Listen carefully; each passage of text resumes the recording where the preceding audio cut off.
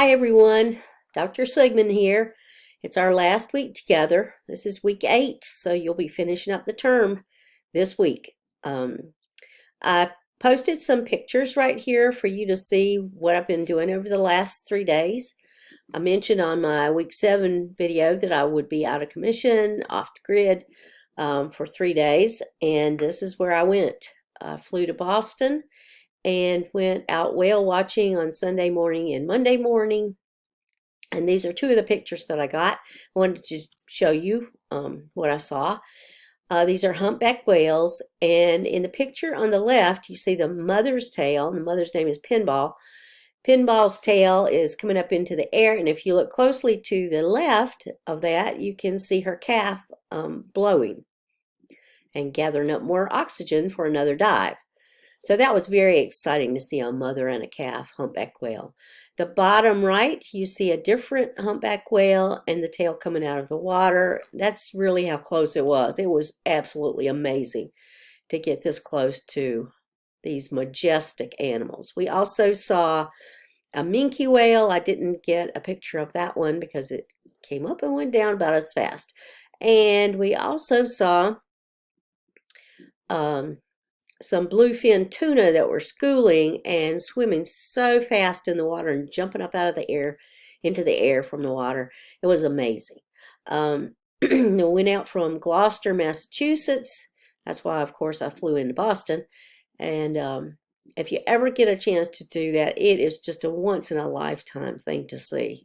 These whales are so huge, so majestic, just unbelievable. So I wanted to share that with you. I told you I love biology. I love every aspect of it. And this was a thrilling time for me. So let's see what we've got going on this week. This week you're going to study about ecosystems and the biosphere. Well, what is an ecosystem? An ecosystem is a geographical location that has a lot of the same features. For example, hardwood trees in a forest, but also the soil and the water sources there. So the environment that's present in a location and all the organisms that live in that environment. That's what an ecosystem is. The biosphere is literally every portion of the earth and up into the atmosphere where you find organisms. And of course, as human beings, we've been polluting ecosystems and biospheres and changing them drastically, and we need to understand what they are in order to stop doing this so that we can keep the whole planet healthy. You need to read chapters 17 and 18 this week and watch the video. Of course, it's really short this week. Then do your discussion board postings due by Sunday night. How do humans cause loss of biodiversity and extinction of species? What are the things that we do that contribute to this? And of course, before you do this, you're going to need to explain to me what biodiversity is and extinction, so that we're all sure we know what we're talking about here. And also, what are the possible solutions for maintaining biodiversity, because that's very important, and to prevent extinction of species. So what are the possible solutions? I don't want to see a list. This is you write this out in sentence form in your discussion board postings. And then, of course, as always, in your responses to your classmates, make sure you add something to the conversation. Ask them questions. Add facts that you don't see in their discussion. Add something extra that you found about this topic. So add to the conversation. Your writing assignment is due by Tuesday night. Choose one each: an extinct species, an endangered species, and a threatened species. So you will need to know what those terms mean before you do this correctly. In the assignment section, you will see links, 3 different links that are provided for you there so that you can look up these species. These do not have to be animals. They can be plants or fungi, whatever you are interested in. But you choose one of each, and then you want to discuss why they are at this status.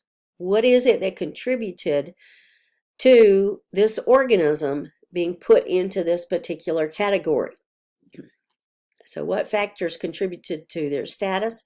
And are there recovery plans to bring this species back from extinction or from the danger of extinction? What are the recovery plans for this particular species? Are there plans, and what are they? Because, of course, if we're saying, are there plans, there probably are. And what are these plans to help these species and to maintain biodiversity in the biosphere? Finally, you'll also want to take the Week 8 quiz, and I hope you will do well on that. Also, if you have anything that you and I have discussed that you haven't turned in because of extenuating circumstances, you must get that in this week by next Tuesday night, because at that point I have to do the final grading and you can't add any more work to the course. So get everything in that you need to have in by this coming Tuesday night. I wish you all the best, and the best for you in your future. If you need anything, of course, in the week, please contact me. But even after the course, if you want to keep in touch with me, I love that. And I'll be glad to write you a letter of recommendation. But one word of caution there, I'm always extremely honest about any of my evaluations of students. So just saying, this is my reputation on the line, but I am absolutely willing to write you a letter of reference. So keep that in mind too, because you may need that in a job, or if you go into grad school, or whatever it is that you're trying to do. So just let me know if I can help you. I'm here to help you. Signing off for the week.